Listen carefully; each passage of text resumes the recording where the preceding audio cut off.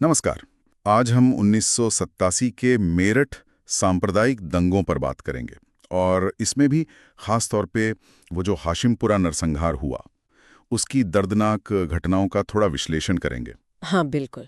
एक बहुत ही मतलब गंभीर घटना थी वो। हमारे पास इसके लिए कुछ स्रोत हैं, जैसे विकिपीडिया है, फिर विभूति नारायण राय जो उस वक्त गाजियाबाद के एसपी थे, उनकी किताब और कुछ लेख हैं और कुछ पुरानी न्यूज़ रिपोर्ट्स भी। जी। तो इन सब के जरिए कोशिश रहेगी कि समझें कि भाई वो घटना क्या थी, माहौल कैसा था, और फिर इंसाफ के लिए जो इतनी लंबी लड़ाई चली उसके क्या पहलू थे। हाँ, समझना जरूरी है इसे। तो चलिए शुरू करते हैं।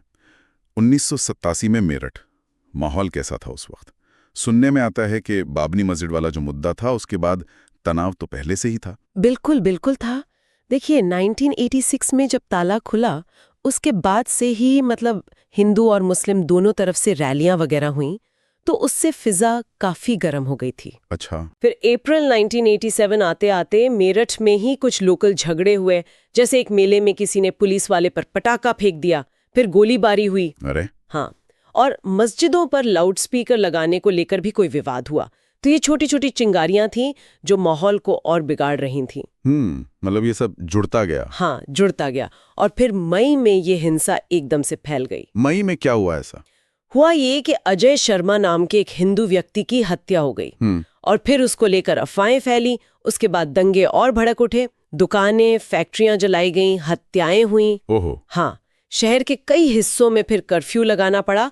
पुलिस तो थी ही, साथ में पीएसी मतलब प्रोविंशियल आर्म्ड कॉन्स्टेबलरी, उसको भी तैनात करना पड़ा। और इसी तनाव भरे माहौल के बीच 22 मई 1987 की रात, हाशिमपुरा हत्याकांड। विभूति नारायण राय तो इसे कहते हैं आजाद भारत का सबसे भयावह हिरासती हत्याकांड।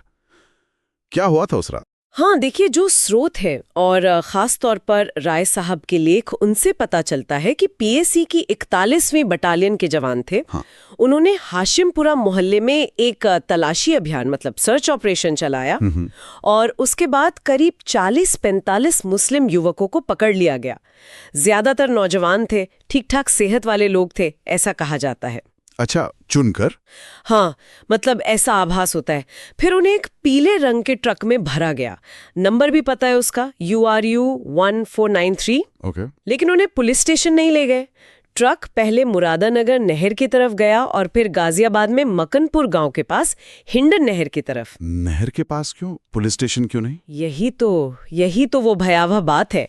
वहां नहर के पास उन युवकों को ट्रक से उतारा गया। हाँ। और फिर उन्हें गोली मार दी गई और उनके शवों को नहर में फेंक दिया गया। हे भगवान, ये तो यकीन करना मुश्किल है। विभूति राय ने अपनी किताब में लिखा भी है उस रात के बारे में। उन्हें कैसे खबर मिली, वो कैसे मौके पर पहुंचे, उन्होंने खून देखा, लाशें देखीं, और वहीं उन्हें बाबूदीन नाम का एक शख्स मिला जो बच गया था। कोई बचा भी था इसमें? हाँ, चमत्कारी कहिए।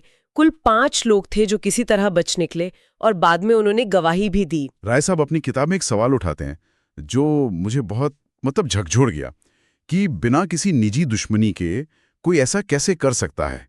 क्या ये किसी एक समुदाय को सबक सिखाने की सोची समझी कार्रवाई है? हाँ, ये सवाल बहुत अहम है और ये मानसिकता ये बहुत खतरनाक है। इन घटनाओं में फिर पीएसी और पुलिस की भूमिका पर सवाल तो उठे ही होंगे, गंभीर सवाल। हाँ, बिल्कुल उठे। हाशिमपुरा नरसंहार तो सीधे सीधे पीएसी कर्मियों ने किया और कई स्रोत पुलिस के रवैये पर भी सवाल उठाते हैं। राय साहब ने ये भी जिक्र किया है कि दंगों के दौरान पुलिस कंट्रोल रूम में अक्सर ऐसी बातें सुनने को मिलती थीं, जैसे हिंदुओं के लिए हम और मुसलमानों के लिए वे। ओह, ये हम बनाम वे वाली सोच। हाँ, जो बहुत खतरनाक पक्षपात दिखाती है। बाद में जांच भी हुई, सीबीआईडी ने जांच की, कुछ समितियां बनी, उन्होंने पीएसी कर्मियों पर मुकदमा चलाने की सिफारिश भी की। इतने सारे लोगों की हत्या, 38 लोगों की, इसके बाद इंसाफ मिला? कितना वक्त लगा? इंसाफ का रास्ता तो बहुत ही ज्यादा लंबा और मुश्किल साबित हुआ। सोचिए, घटना 87 की है और चार्जशीट फाइल हुई 1996 में। 9 साल बाद? हाँ, और फिर कई साल तक आरोपी पेश ही नहीं हुए। आखिरकार 2000 में जाकर 16 आरोपियों ने सरेंडर किया और उन्हें जमानत भी मिल गई। फिर केस गाजियाबाद से दिल्ली ट्रांसफर हुआ। अच्छा। फिर 2015 में एक बड़ा झटका लगा। दिल्ली की 30 हजारी कोर्ट ने सबूतों के अभाव में, मतलब लैक ऑफ एविडेंस, सभी 16 आरोपियों को बरी कर दिया। बरी कर दिया? हाँ। क्यों? वो जो लोग बचे थे उनकी गवाही? कोर्ट का कहना था कि जो बचे हुए लोग थे वो इतने साल बाद आरोपियों को ठीक से पहचान नहीं पाए। ओह, तो मतलब निचली अदालत से भरी हो गए सब। हाँ। पर कहानी यहीं खत्म नहीं हुई होगी। नहीं, कहानी खत्म नहीं हुई। 2018 में दिल्ली हाईकोर्ट ने ये फैसला पलट दिया और यहाँ एक दिलचस्प मोड़ आया। एक रिटायर्ड पुलिस अफसर थे, रणबीर सिंह बिश्नोई। हाँ। उन्होंने एक पुरानी केस डायरी पेश की कोर्ट में।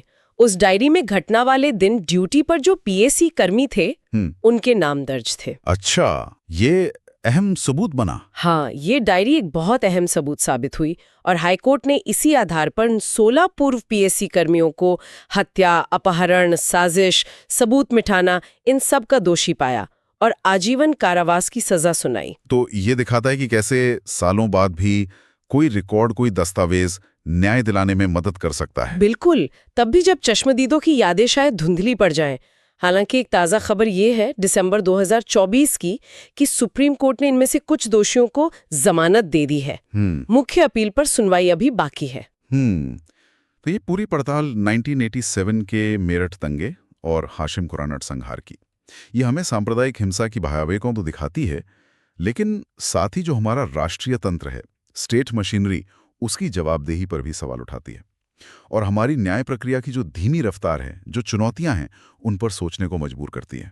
हाँ बिल्कुल, ये घटनाएं साफ दिखाती हैं कि कैसे जो सांप्रदायिक सोच होती है, जो अक्सर राजनीतिक या दूसरे फायदों के लिए फैलाई जाती है, वो कैसे इतनी भयानक हिंसा में बदल सकती है और कैसे सिस्टम के अंदर की जो कमियां हैं, जैसे पुलिस का रवैया या जांच और मुकदमे में देरी, ये सब इंसाफ में बाधा बन सकती हैं। और आखिर में एक सवाल छोड़ जाते हैं जो विभूति नारायण राय ने भी उठाया है और जो आज भी उतना ही जरूरी लगता है। क्या हम एक समाज के तौर पर अपने आसपास जो ये नफरत और अविश्वास पनप रहा है, उसे देख पा रहे हैं, पहचान पा रहे हैं? कहीं यही माहौल तो ऐसी त्रासदियों को जमीन मुहैया नहीं कराता। हाँ, ये सवाल वाकई सोचने वाला है और आज भी उतना ही प्रासंगिक है। धन्यवाद।